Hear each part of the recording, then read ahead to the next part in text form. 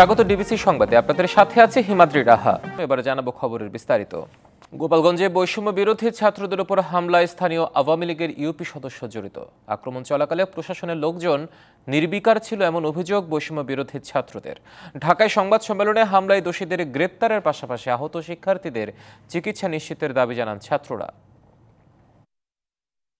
শুধু ছাত্র হবার কারণে, ছাত্র হবার দোষে তাদের উপরে খুবই নির্মম আক্রমণ হয়েছে এবং আমরা সেখানে সাবেক আওয়ামী লীগের এক মেম্বারের সংশ্লিষ্টতা খুঁজে পেয়েছি। আমরা খুলনার বৈষম্য বিরোধী ছাত্র আন্দোলন সমাজ এই হামলার তীব্র নিন্দা জানাই এবং দোষীদের কঠিন শাস্তি চাই। ইসলামী ছাত্র শিবিরের সদস্য সম্মেলনে ন্যায়ভিত্তিক বাংলাদেশ গড়ে তোলা প্রত্যয় ব্যক্ত করা হয়। বলা হয়, আগামীর বাংলাদেশ হবে সাম্য, ন্যায় ও জ্ঞানের, সেখানে কোনো বৈষম্য থাকবে না। সম্মেলনে জামায়াতে ইসলামের আমির ডাক্তার শফিকুর রহমান আওয়ামী লীগকে সন্ত্রাসী দল আখ্যা দিয়ে বলেন, যারা গদি রক্ষার জন্য মানুষ হত্যা করে তাদের রাজনীতি করার অধিকার নেই। সম্মেলনের দ্বিতীয় অধিবেশনে 2025 সেশনের জন্য জাহিদুল ইসলামকে ছাত্র শিবিরের কেন্দ্রীয় সভাপতি ও নুরুল ইসলামকে সেক্রেটারি জেনারেল ঘোষণা করা হয়। 13 বছর পর ঐতিহাসিক সোহরাওয়ার্দী উদ্যানে প্রকাশ্যে ইসলামী ছাত্র শিবিরের 31তম সদস্য সম্মেলন।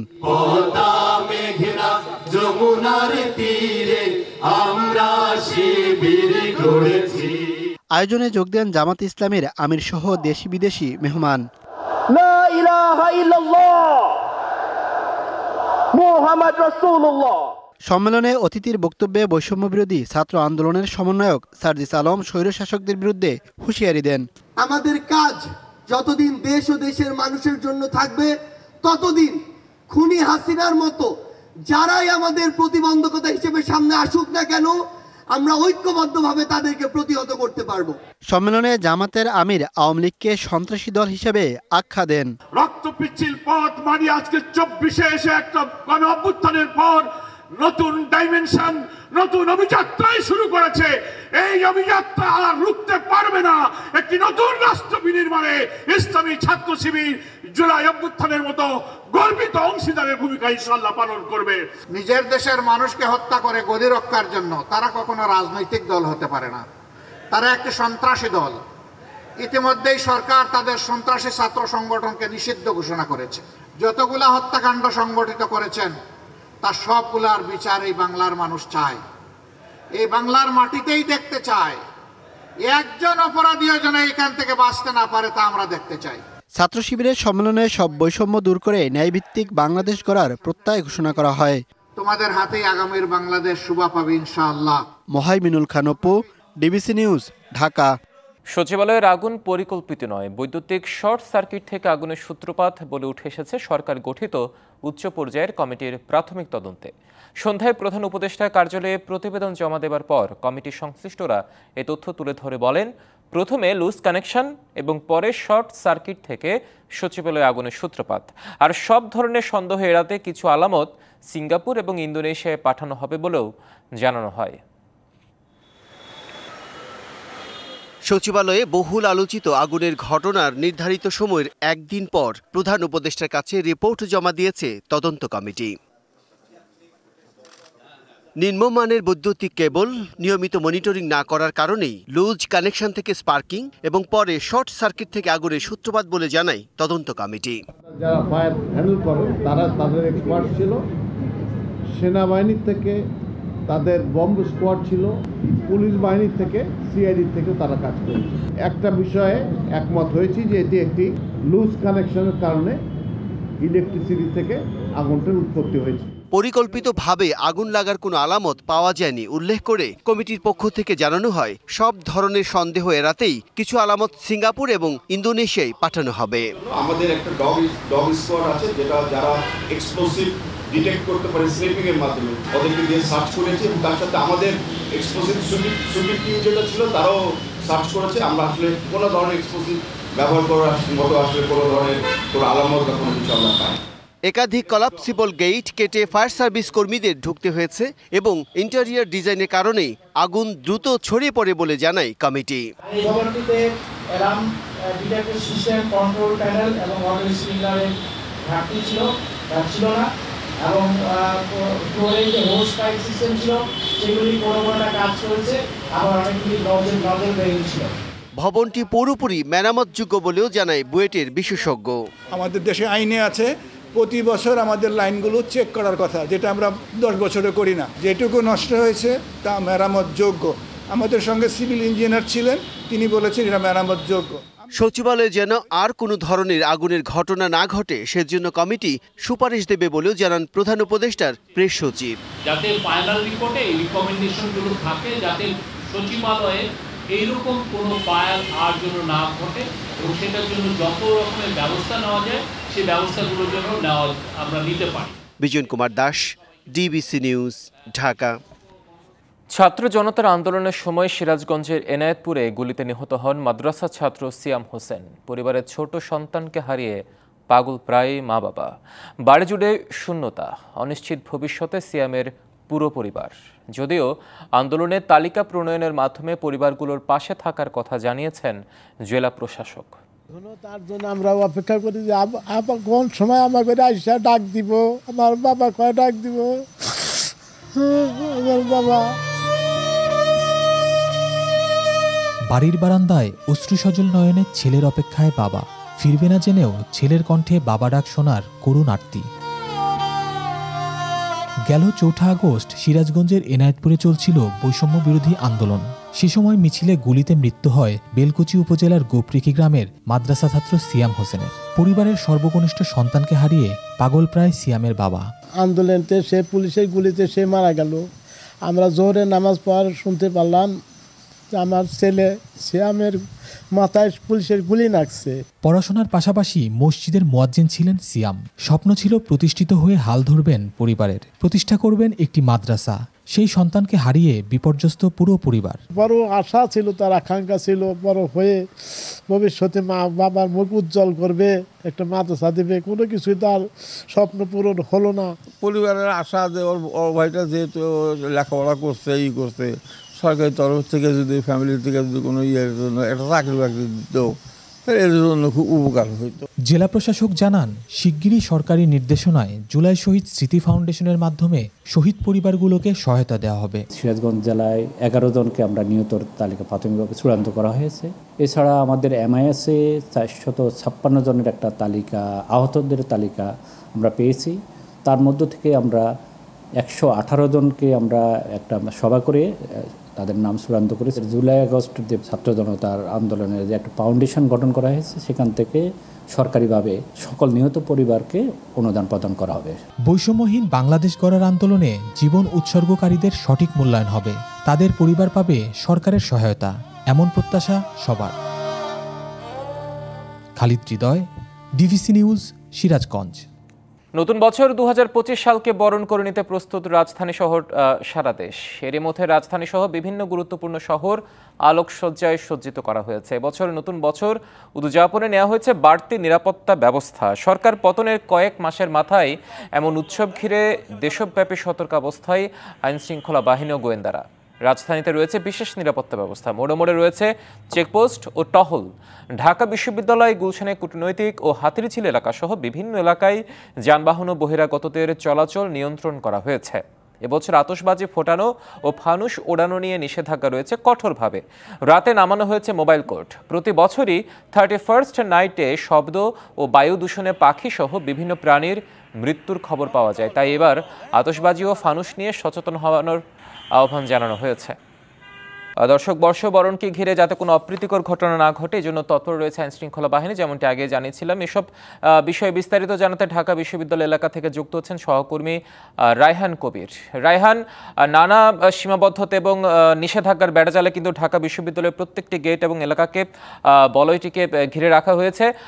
এই অবস্থায় সেখানে উদযাপনের কোনো চিত্র আছে কিনা, উদযাপনের কোনো আয়োজন দেখছেন কিনা, সেখানকার সার্বিক চিত্র আমাদের জানাবেন। হিমাদ্রি, যেমনটি ডিএমপি বলেছিল তাদের 11 দফাতে, তাদের ওই নির্দেশনা অনুযায়ী বিশ্ববিদ্যালয়ের প্রক্রিয়াল বডি আমাদের বিশ্ববিদ্যালয়টাকে অনেকটা নিরাপত্তাজনিত কারণগুলো স্ট্রিক্ট করে রেখেছে। সবগুলো পয়েন্ট বন্ধ করার পাশাপাশি ভেতরে যে যানবাহন চলাচল ছিল সেটাকেও অনেকখানি সীমিত করে ফেলেছে। সময় ঘনিয়ে আসার সাথে সাথে বাইরে থেকে যেসব গাড়ি ভেতরে প্রবেশ করছিল সেগুলোকে আবার বাইরে পাঠানো, বহিরাগত যারা এখনো ক্যাম্পাসে অবস্থান করছিল তাদেরকে খুঁজে বের করে তাদেরকে ক্যাম্পাসের বাইরে পাঠানো শুরু করে ক্যাম্পাসে যেন আতশবাজি বা ফানুস এ ধরনের কোনো আনুষ্ঠানিক উদযাপন না হয় সেদিকটা খেয়াল রাখছে সার্বক্ষণিক প্রক্রিয়াল টিম। ক্যাম্পাসের বিভিন্ন রোডে অবস্থান করছে, টহল দিচ্ছেন। যাদেরকে মনে হচ্ছে তারা ক্যাম্পাসের না বা বাহিরের তাদেরকে জিজ্ঞাসাবাদ করা এবং তাদেরকে বাইরে পাঠানোর সকল ব্যবস্থা তারা করছে। পাশাপাশি মানুষের সমাগম যতটা সন্ধ্যার দিকে যতটুকু ছিল এখন সময়ের সঙ্গে সঙ্গে সেটা কমে যাচ্ছে, ভিড় অনেকটা কমে গেছে। তারপরও কিছু উৎসুক জনতা তারা এখনো আমার রাজু ভাস্কর্যে অপেক্ষা করছে 12টা বাজার। 12টা বাজলে তারা নতুন বছরকে হয়তো স্বাগত জানানোর জন্য এখানে অবস্থান গ্রহণ করছেন। রায়হান, আরেকটি বিষয় যেটি জানার ছিল সেখানে হচ্ছে হল ভিত্তিক বেশ কিছু আয়োজন থাকে, যারা ছাত্র আছে শিক্ষার্থী আছে তারা নিজেদের মতো করে বেশ কিছু উদযাপন নিশ্চয়ই করে, ওই ধরনের কোনো চিত্র দেখতে পেয়েছেন কিনা বিশ্ববিদ্যালয় এলাকা ঘুরে? বিশ্ববিদ্যালয়ের হলগুলোতে আগে যেরকম বিভিন্ন আয়োজন করতো সেই আয়োজনগুলো এবছর থাকছে না। হলগুলোতে শান্তিপূর্ণভাবে নর্মাল দিনগুলো যেভাবে থাকে সেরকম ছিল, এর বাইরে কোনো আয়োজন নেই। রায়হান, আপনাকে ধন্যবাদ আমাদের সাথে যুক্ত হওয়ার জন্য। নিশ্চয়ই 12টার পর আবার আপনার সাথে আমরা বিস্তারিত তথ্য জানাতে পারবো দর্শকদের। বছরের শেষ দিনটিকে রাঙিয়ে তুলতে সমুদ্র সৈকত সহ দেশের বিভিন্ন পর্যটন কেন্দ্রগুলোতে দেখা গেছে পর্যটকদের উপচে পড়া ভিড়। সূর্যাস্ত দেখতে কক্সবাজার সমুদ্র সৈকত কিংবা পটুয়াখালীর কুয়াকাটায় পরিবার পরিজন নিয়ে জড়ো হন হাজারো মানুষ। পর্যাপ্ত পর্যটক আসায় খুশি স্থানীয় হোটেল ব্যবসায়ীরা।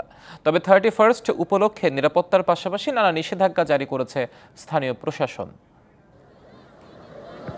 বছরের শেষ সূর্যাস্ত দেখার পাশাপাশি পুরনো বছরকে বিদায় ও নতুন বছর বরণে বিশ্বের দীর্ঘতম কক্সবাজার সমুদ্র সৈকতে দেশি বিদেশি লাখো পর্যটক। লাবণী থেকে কলাতলী পয়েন্ট পর্যন্ত মুখর হয়ে ওঠে পর্যটকদের পদচারণায়। আনন্দ উচ্ছ্বাসে নতুন বছরের সম্ভাবনার কথা বলেন তারা। তবে 31st নাইটে সৈকতের উন্মুক্ত স্থানে অনুষ্ঠান বিধিনিষেধের কারণে কিছুটা হতাশ তারা। আর ক্লাউডটাও অনেক বেশি, আজকে সবাই মিলে আসলে ভালোই লাগছে। বেশিরভাগ হোটেল মোটেলের কক্ষ বুক হয়ে যাওয়ায় খুশি ব্যবসায়ীরাও। মৌসুমটা আমাদের জন্য খুবই সাফল্য হয়েছে, কারণ প্রচুর পরিমাণের পর্যটক কক্সবাজারে এসেছে এবং আগামী 3 তারিখ পর্যন্ত এই পর্যটকের ঢল থাকবে বলে আমরা মনে করি। এদিকে ঘুরতে আসাদের নিরাপত্তায় তৎপর ট্যুরিস্ট পুলিশ ও প্রশাসন।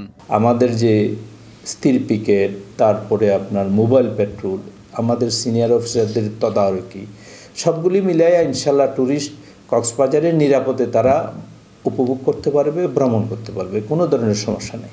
এদিকে নতুন বছরকে বরণে কুয়াকাটা সৈকতেও হাজারো দর্শনার্থীর সমাগম। বছরের শেষ সূর্যাস্ত ও প্রথম সূর্যোদয়ের দৃশ্য উপভোগ করতে দেশের বিভিন্ন প্রান্ত থেকে ছুটে আসেন ভ্রমণ পিপাসুরা। 2025 সাল সবার জন্য ভালো কাটুক এবং হিংসা বিদ্বেষ ভুলে যে সবাই যেন একসাথে মিলেমিশে আমরা বসবাস করতে পারি। যে বৈষম্য আমাদের মাঝ থেকে বিদায় নিয়েছে, সেই বৈষম্য আমরা আর ফিরে চাই না। বাংলাদেশটা আরো সুন্দর গোছানো চাচ্ছি আমরা। 31স্টে উন্মুক্ত স্থানে আয়োজন না থাকলেও ইনডোরে নানা আয়োজন করেছে বেশ কিছু হোটেল। এছাড়া বিভিন্ন পয়েন্টকে সাজানো হয়েছে বেলুন ও রঙিন লাইট দিয়ে। Mehedi Hasan, DBC news desk. নিউজিল্যান্ডের পর একে একে নতুন বছরকে স্বাগত জানাচ্ছে বিশ্বের বিভিন্ন দেশ। পুরনো বছরকে বিদায় আর নতুন বছরকে বরণ করেছে অস্ট্রেলিয়া, চীন, জাপান সহ বেশ কয়েকটি দেশ। 2025 সাল যেন শান্তি সমৃদ্ধি বয়ে আনে, এই কামনা বিশ্ববাসীর। ভৌগোলিক কারণে সবার আগে নতুন বছরকে বরণ করে নিয়েছে নিউজিল্যান্ড। জমকালো আয়োজন আর বর্ণিল আতশবাজির মধ্য দিয়ে নতুন বছরকে বরণ করে নেয় নিউজিল্যান্ডবাসী। এর পরপরই নতুন বছরকে বরণ করে নেয় অস্ট্রেলিয়ার সিডনিবাসী। বর্ণিল আলোকসজ্জা আর আতশবাজিতে ঝলমল করে ওঠে অপেরা হাউস। নববর্ষকে বরণ করে নিয়েছে বিশ্বের দ্বিতীয় বৃহত্তম জনসংখ্যার দেশ চীন। একই সময়ে নতুন বছরকে বরণ করে নেয় হংকংবাসী। ঐতিহ্যবাহী অনুষ্ঠানের মধ্য দিয়ে নতুন বছরকে স্বাগত জানিয়েছে উদীয়মান সূর্যের দেশ জাপান। রাজধানী টোকিওর টোকুদাইজি মন্দিরের সামনে ঘণ্টা বাজিয়ে নতুন বছরকে বরণ করে নেয় জাপানবাসী। ফিলিপিন্স ও মালয়েশিয়া সহ পূর্ব ও দক্ষিণ পূর্ব এশিয়ার বেশ কয়েকটি দেশ আতশবাজি প্রদর্শন ও ড্রোন শোয়ের মাধ্যমে নতুন বছরকে স্বাগত জানিয়েছে। ইউরোপের বিভিন্ন দেশে চলছে প্রস্তুতি। জার্মানির বার্লিনে নিরাপত্তা নিশ্চিতে মোতায়েন করা হয়েছে অতিরিক্ত ৫,০০০ পুলিশ। বিশ্বের সবচেয়ে বড় নববর্ষ উদযাপনের প্রস্তুতি নিচ্ছে ব্রাজিলের রিও ডি জেনিরোর কোপাকাবানার সমুদ্র সৈকত কর্তৃপক্ষ। প্রায় ২৫ লাখ মানুষ কোপাকাবানায় জড়ো হবেন বলে আশা করা হচ্ছে।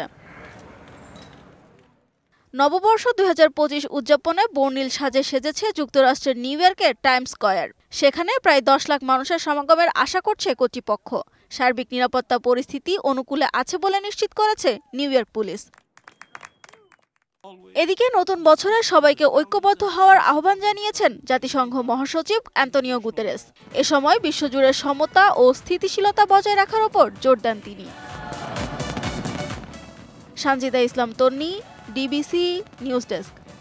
অস্ট্রেলিয়ার কাছে চতুর্থ টেস্টে হেরে যেন হতাশায় ভুগছে টিম ইন্ডিয়া। ম্যাচে ভারতকে লড়াইয়ে টিকিয়ে রাখা যশস্বী জয়সওয়ালের আউট কাণ্ডে এখন ভারতীয় গণমাধ্যমে ভিলেন বনে গেছেন বাংলাদেশি আম্পায়ার শরফুদ্দৌলা ইবনে সৈকত। কে এই শরফুদ্দৌলা সৈকত শিরোনামে ইঙ্গিতপূর্ণ খবর প্রকাশ করেছে ভারতের বেশ কিছু গণমাধ্যম। জানি এখন তোপের মুখে পুরো ভারত ক্রিকেট। প্রথমে স্যাম কনস্টাসকে বিরাটের ধাক্কা দিয়ে শুরু, তারপর অস্ট্রেলিয়ার গণমাধ্যমে ভারতের তারকাকে জোকার বলে খবর ছাপা, মাঠে কোহলিকে উদ্দেশ্য করে অস্ট্রেলিয়ার ফ্যানদের উপহাস, নানা কারণে আলোচিত অস্ট্রেলিয়া ভারত টেস্ট সিরিজ। সেই বিতর্কে এবার জড়িয়ে গেল বাংলাদেশের শরফুদ্দৌলা ইবনে সৈকতের নাম। সবশেষ ম্যাচে যশস্বী জয়সওয়ালকে আউট কাণ্ড কেন্দ্র করে এই বাংলাদেশি আম্পায়ারকে নিয়ে ভারতীয় গণমাধ্যমে প্রচারিত হচ্ছে নেতিবাচক খবর। শেষ টেস্টে ম্যাচে ভারতের ইনিংসের ৭১ ওভারের ঘটনা এটি। স্কোরবোর্ডে ৮৪ রান তোলার পর কাটা পড়েন যশস্বী জয়সওয়াল। অজি ক্রিকেটাররা আউটের আবেদন জানালেও মাঠের আম্পায়ার জোয়েল উইলসন তাতে সাড়া দেননি। ফলে অজি অধিনায়ক প্যাট কামিন্স রিভিউ নেন, যেখান থেকে জয়সওয়ালকে আউট দেন টিভি আম্পায়ার শরফুদ্দৌলা সৈকত। তবে আউট হওয়ার আগে ১০০% নিশ্চয়তার জন্য শরফুদ্দৌলা স্নিকোমিটারের সাহায্য নেন, যেখানে বল কোথাও স্পর্শ করার অস্তিত্ব পাওয়া যায়নি। তবে বল ব্যাটে স্পর্শ করা থেকে বলের গতিপথ পরিবর্তনের সব প্রমাণ মাথায় রেখে জয়সওয়ালকে আউটের সিদ্ধান্ত দেন সৈকত। এই আউটের সিদ্ধান্তে পরবর্তী প্রেস কনফারেন্সেও ভারতের অধিনায়ক রোহিত আর অজি অধিনায়ক প্যাট কামিন্সও একমত হন। তবে এসব কিছুকেই তোয়াক্কা করছে না কিছু ভারতীয় গণমাধ্যম। কে এই শরফুদ্দৌলা সৈকত শিরোনামে প্রতিবেদন প্রকাশ করেছে ভারতের বেশ কিছু সংবাদ মাধ্যম। তবে অনেকেই সৈকতের পক্ষেও কথা বলেছেন, যাদের মধ্যে আছেন ইংল্যান্ডের সাবেক অধিনায়ক ও ধারাভাষ্যকার মাইকেল ভনবার্গ ওয়াহের মতো তারকারা। আগামী ৩ জানুয়ারি সিডনিতে পঞ্চম আর শেষ টেস্টে লড়বে ভারত অস্ট্রেলিয়া। ভারতের জন্য যে ম্যাচটা বাঁচা মরার লড়াই, এবার দেখার পালা আর কি অপেক্ষা করছে এই টেস্টকে ঘিরে। ফারজানা জাহান প্রিয়া, ডিবিসি নিউজ। ডিবিসি সংবাদ এই ছিল এখনকার মতো। ডিবিসি নিউজের সংবাদগুলো পড়তে ভিজিট করুন dbcnews.tv আর ভিজিট করুন ডিবিসির ফেসবুক পেজ এবং ইউটিউব চ্যানেল। ডিবিসির সঙ্গে থাকুন ২৪ ঘন্টা।